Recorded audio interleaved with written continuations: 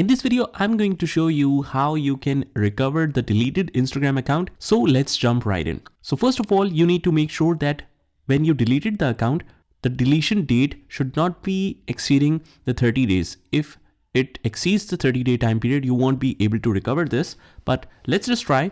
What you need to remember is, since I'm using this other Instagram account, let me just switch it to the other account. Click on this drop down right here and click on add Instagram account.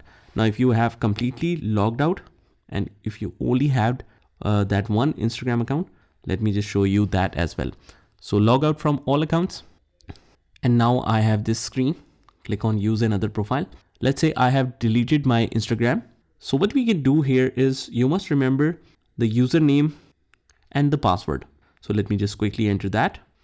And once we have done that, click on login. And here it will ask you that you requested to delete this account. If you want to keep it, you have until 23rd of February to let us know. Otherwise, your post and information will be deleted.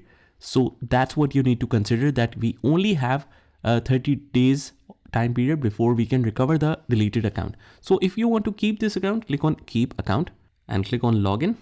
And there you go. Now we are back on our deleted account, and that's how you do it.